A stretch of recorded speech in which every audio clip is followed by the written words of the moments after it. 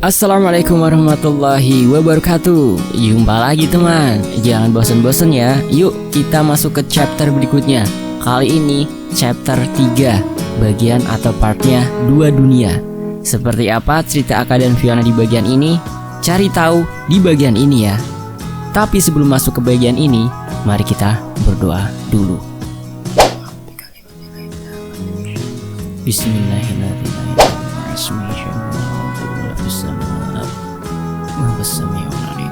Allahumma sholli ala Sayyidina Muhammad sallallahu alaihi wasallam. Oke, kita masuk ke bagian ini.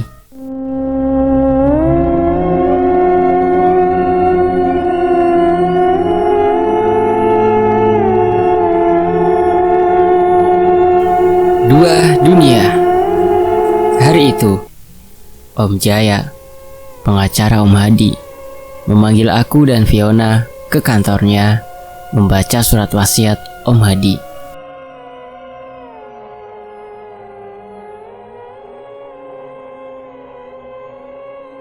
Aku dan Fiona berangkat ke kantor Om Jaya lewat tengah hari.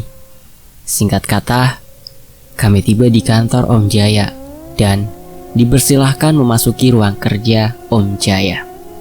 Di dalam ruang kerja, Om Jaya membacakan surat wasiat yang isinya menjelaskan aset-aset yang dimiliki dan besarnya hutang ke bank, dan alangkah terkejutnya, hutang Om Hadi mencapai puluhan miliar.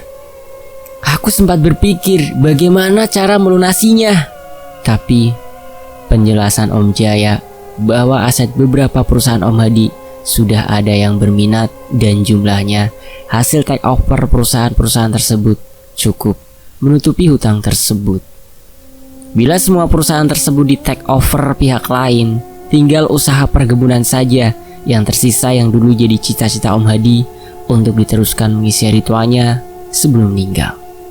Aset lainnya tinggal 3 rumah termasuk yang ditempati kami, beberapa mobil dan tabungan. Ada 2 unit ruko. Dalam wasiat itu, tabungan tersebut ada sebagian kecil untuk Tante Shinta, ibuku, Om Warman, sisanya buat aku dan Fiona. Sungguh, aku kagum sama Hadi yang sudah merencanakan masa depan bagi kami. Bahkan, jasa pengacara pun sudah dibayar. Aku dan Fiona setuju agar pengurusan segalanya dipercayakan pada Om Jaya.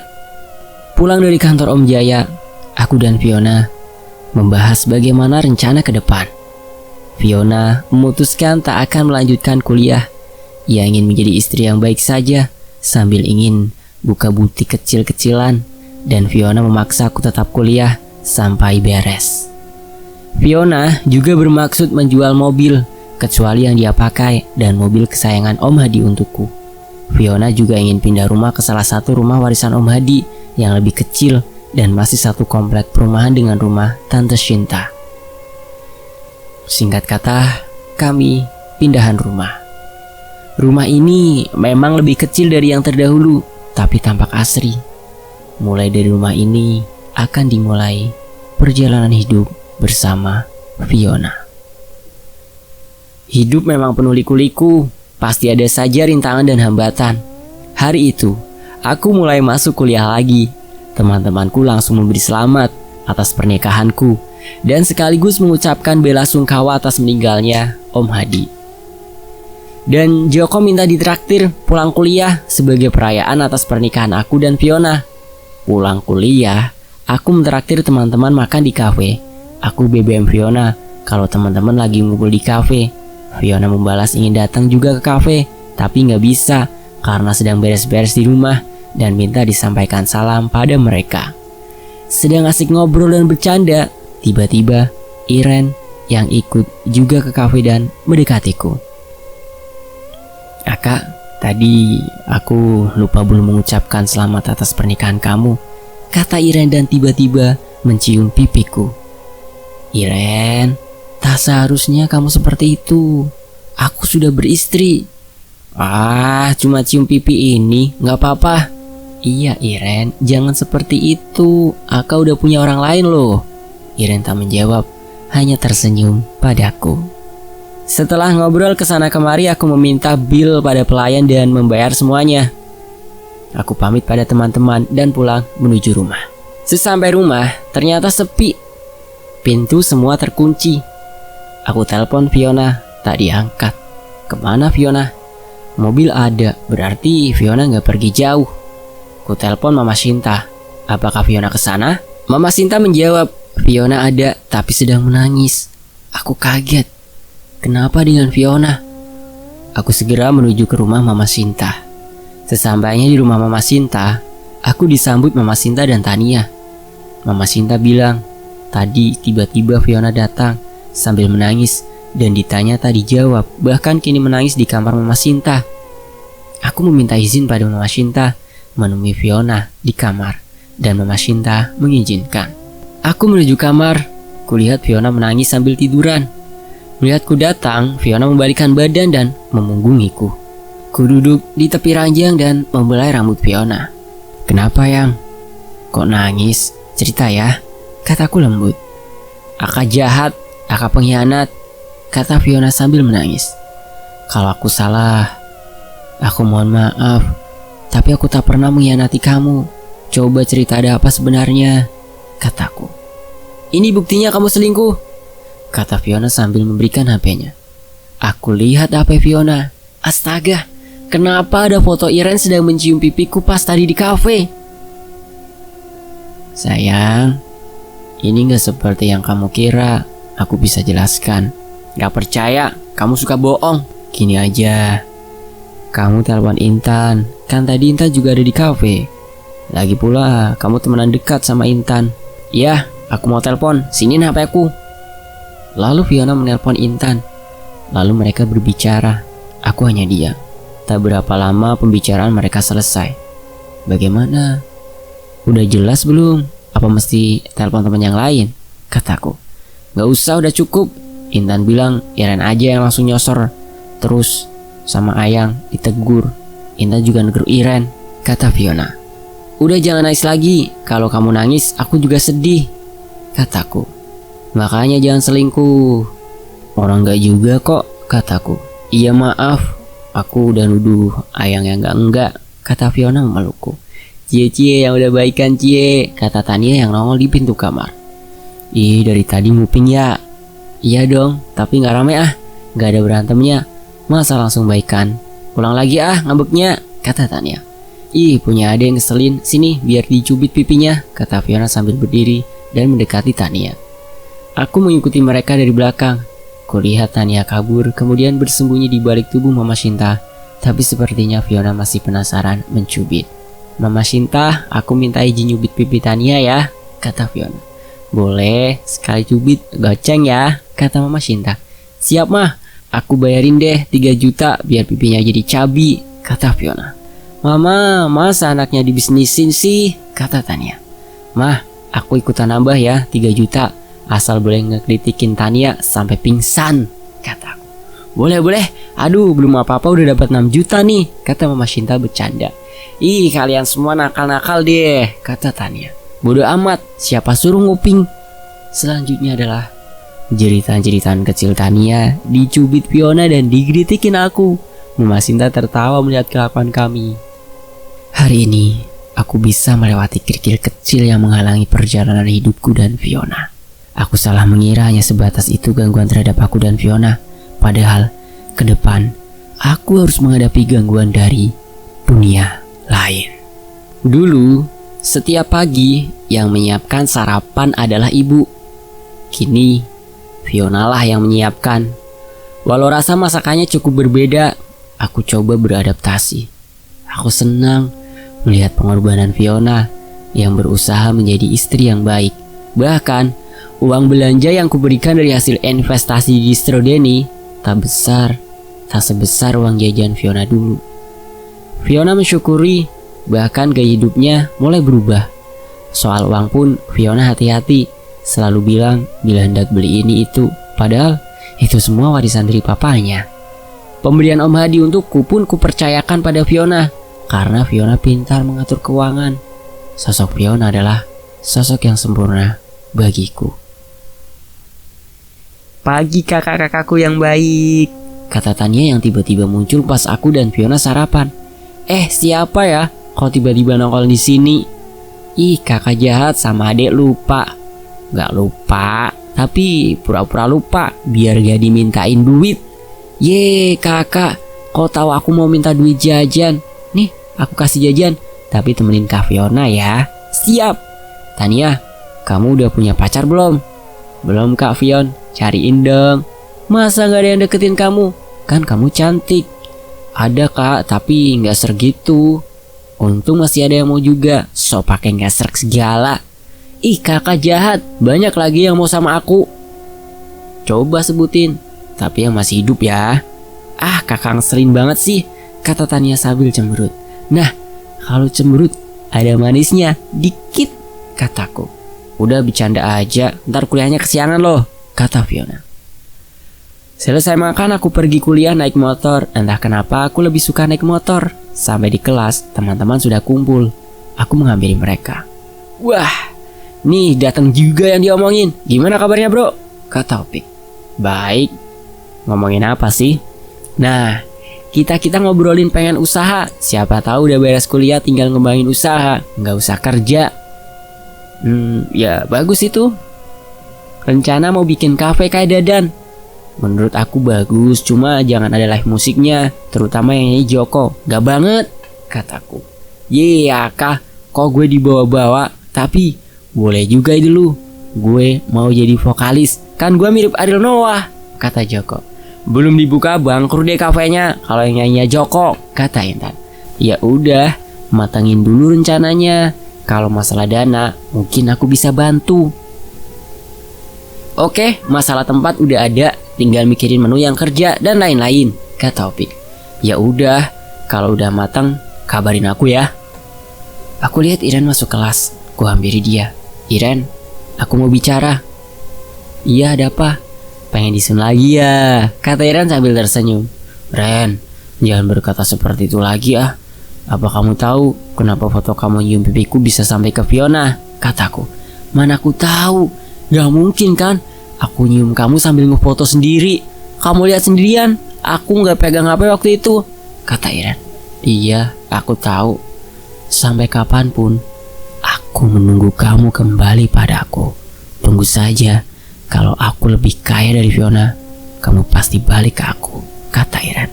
Gak selamanya semua bisa dibeli dengan uang, kataku.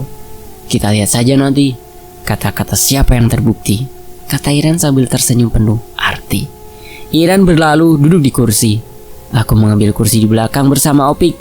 Aku berpikir keras siapa yang mengirim foto ke Fiona, dan aku jadi kesal gara-gara kata-kata Iren. Singkat cerita, aku beres kuliah dan ada BBM masuk. Aku lihat dari Fiona. Fiona menanyakan apa aku sudah beres kuliah dan menyuruh cepat pulang. Aku sampai rumah, kuucapkan salam dan masuk rumah. Kulihat Fiona seperti ketakutan. Ada apa yang? Sepertinya kamu ketakutan, kataku. Yang, aku pas nonton TV melihat bayangan hitam tinggi besar di dekat TV. Aku takut. Masa sih?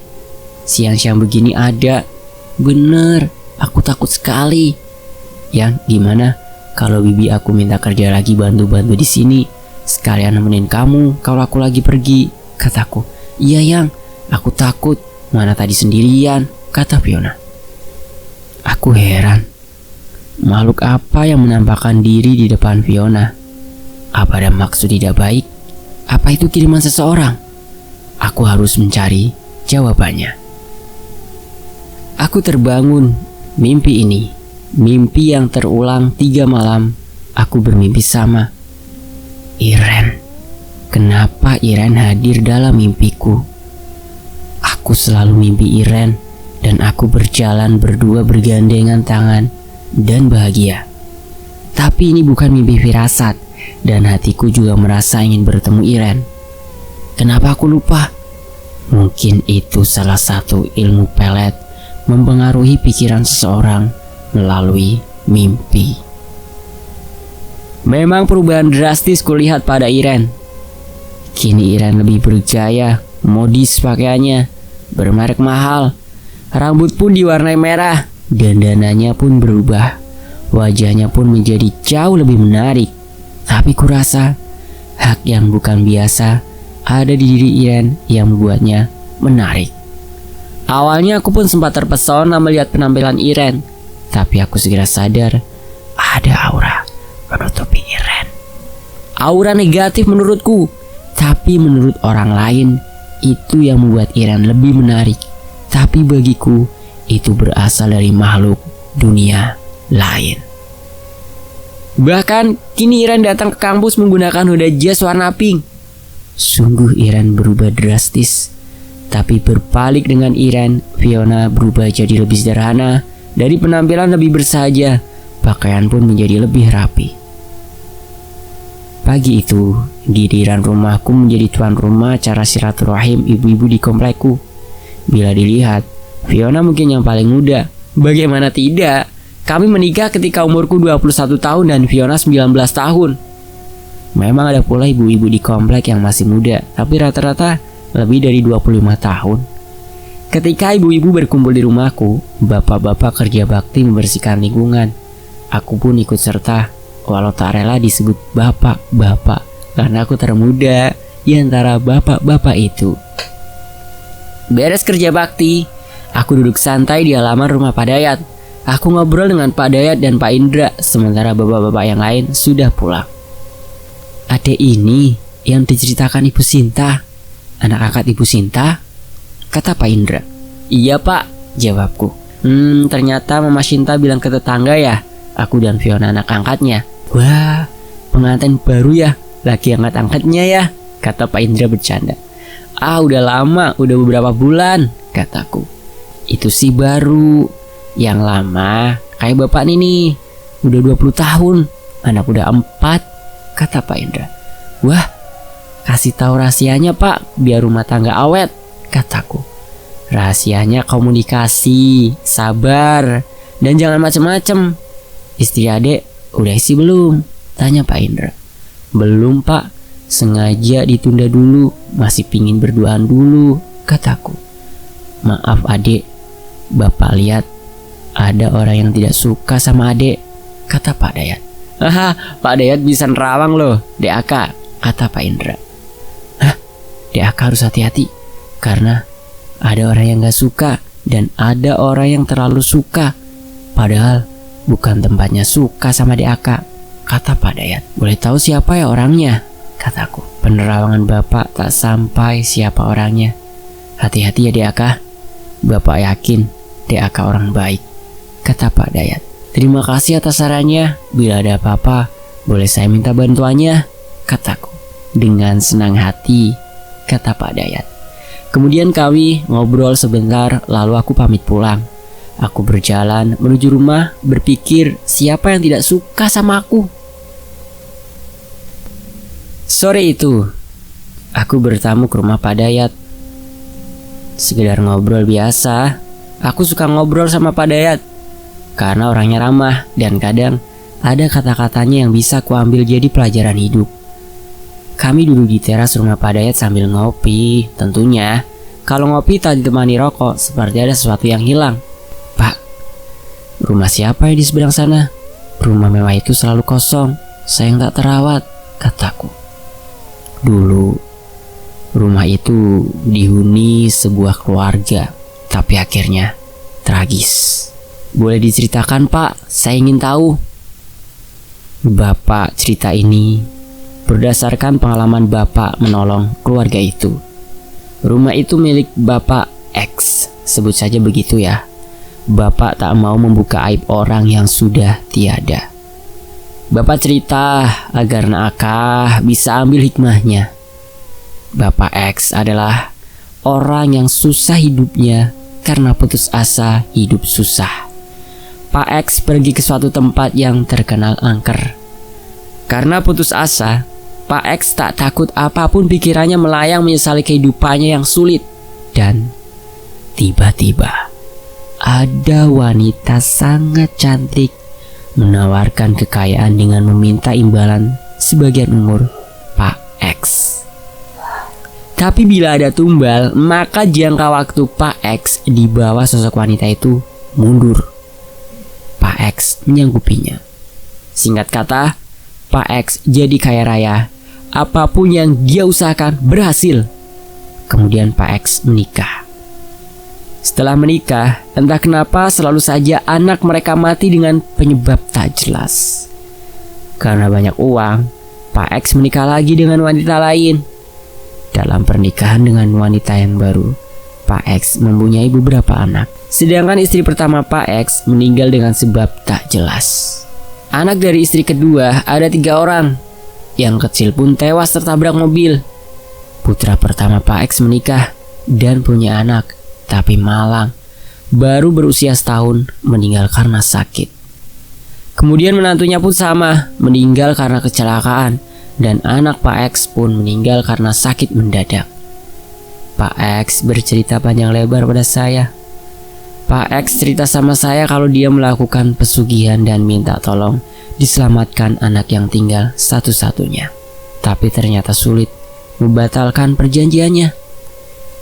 Demi keselamatan anak terakhirnya, Pak X memberikan nyawanya pada sosok pemberi kekayaan. Akhirnya, anak Pak X yang terakhir selamat, kata Pak Dayat. Terus, kelanjutannya bisa sampai kosong rumahnya, kataku. Rumah itu dulu diisi anak terakhir Pak X, tapi mereka pergi karena ketakutan. Di rumah itu sering ada gangguan penampakan dan sosok-sosok mengerikan, dan rumah itu didiamkan kosong, kata Pak Dayat. Belum pernah diisi sama orang lain, tanyaku. Sudah beberapa kali. Semuanya ketakutan atas rumah ini dan memilih tinggal, kata Pak Dayat. Ngeri juga ya Pak kejadiannya. Oleh karena itu, jangan main-main dengan jin, karena jin ahli dalam tipu daya, kata Pak Dayat. Ya Pak, terima kasih atas nasihatnya. Saya pamit dulu ya, karena udah maghrib, kataku. Aku berjalan pulang menuju rumah yang tak jauh dari rumah Pak Dayat.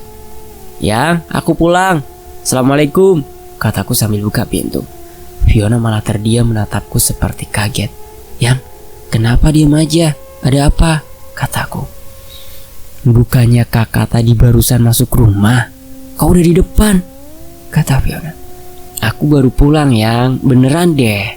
Habis ngobrol dari Pak Dayat, kataku. Bener, tadi kakak masuk rumah. Fiona tanya cuma senyum. Langsung masuk kamar, kata Fiona. Iya Den, bener, Bibi juga lihat, kata Bi Surti. Makhluk apa itu?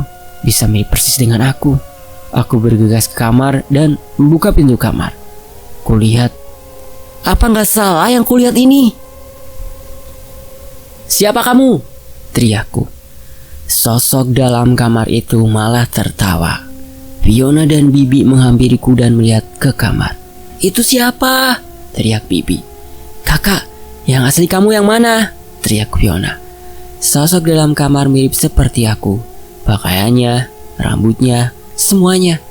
Tapi tak semuanya makhluk itu mampu tiru. Tetap saja ada yang berbeda. Ya, mata itu bukan mata manusia. Senyum makhluk dalam kamar itu tak sama. Fiona memegang erat tanganku. Aku yakin dia bisa merasakan perbedaan makhluk dalam kamar itu. Yang, jangan takut. Ayo kita berdoa pada Allah, minta perlindungannya, kataku. Iya, hati-hati kak, kata Fiona. Aku mulai membaca doa. Sungguh makhluk ini membuat bulu kuduku merinding. Ketakutan aku rasa, tapi rasa takut itu bisa aku tekan dengan rasa ingin melindungi orang yang kusayang. Makhluk itu malah mengikuti apa yang kubaca sambil tersenyum sinis. Makhluk itu hafal dengan apa-apa yang kubaca dan menirukannya seakan tak merasa apapun. Aku bingung bagaimana mengusir pergi makhluk ini. Aku kumpulkan energi tenaga dalam untuk memukulnya, tapi anehnya makhluk itu meniru apa yang kulakukan. Aku kehabisan akal. Bagaimana mengatasi ini hingga suatu saat aku pasrah pada Allah Subhanahu wa Ta'ala, Sang Pencipta, pemilik langit dan bumi. Aneh, aku bisa melihat wujud asli. Aneh, aku bisa melihat wujud asli makhluk itu. Dan walau aku berdiri di rumahku, aku melihat sosok itu di dunia berbeda. Sosok makhluk berumur ratusan tahun. Aku berdoa diberi kekuatan melindungi diri dan orang yang kusayangi. Kali ini, makhluk itu tak mampu mengikuti doaku. Makhluk itu tak mampu mengikuti doa yang kuucapkan, yang diliputi rasa sayang pada istriku dan permohonan yang tulus pada Sang Pencipta, Tuhan semesta alam. Makhluk itu mulai mendengus dan mulai seperti tak suka dengan apa yang kulakukan. Makhluk itu mundur dan mundur lalu hilang menjadi asap yang memudar. Kemudian hilang. Alhamdulillahirrabbilalamin. Aku mengucap syukur pada Tuhan. Fiona memelukku sambil menangis. Kuusap rambutnya. Kutenangkan dia agar jangan khawatir. Kuajak mereka sholat maghrib berjamaah. Kami pun sholat maghrib berjamaah. Beres sholat, kami berkumpul di ruang keluarga sambil menonton TV. Tiba-tiba terdengar ketukan pintu. Aku berdiri dan menuju pintu. Kubuka pintu depan dan kulihat Mama Shinta dan Tania. Mama, silakan masuk. Fiona dan Bibi lagi nonton TV di ruang keluarga, kataku. Nak, Mama numpang nginep ya malam ini, kata Mama Shinta. Ya, kita ngobrolnya di dalam aja. Tumben adik kakak yang satu ini diam aja, kataku. Mama Shinta dan Tania ke dalam rumah. Aku menutup pintu pagar dan mengunci pintu depan. Aku menyusul menuju ruang keluarga. Tania, kenapa diam aja? Sakit gigi ya? Kataku. Tadi di rumah Tania melihat sosok makhluk tinggi besar. Tania panggil Mama. Mama juga lihat. Terus kami keluar rumah. Aku kunci pintu, terus kemari, kata Tania. Ya udah, kita ngumpul aja di sini, Bi. Bantu aku keluarin kasur biar tidurnya di ruang keluarga semua, kataku. Aku dan Bibi memindahkan kasur dari kamar ke ruang keluarga. Aku mengambil senter dan lampu darurat. HP ku cas penuh, jaga-jaga, takut lampu mati. Jangan takut, sebelum tidur pada berdoa ya, biar nanti aku begadang jaga kalian, kataku. Kakak, sebenarnya apa yang terjadi? Kata Fiona. Entahlah, yang penting kita selamat dan mohon perlindungan kepada Allah Subhanahu wa Ta'ala, kataku. Sepertinya ini akan jadi malam yang panjang. Kusiapkan air panas dan kopi untuk menemani begadang malam ini. Setelah teman-teman mendengarkan atau menyimak dari kisah ini, kira-kira akan terjadi seperti apa ya? Cari tahu di bagian berikutnya ya. Tetap di Fakta Sejarah. Admin undur diri. Terima kasih banyak atas waktunya. Dan wassalamualaikum warahmatullahi wabarakatuh.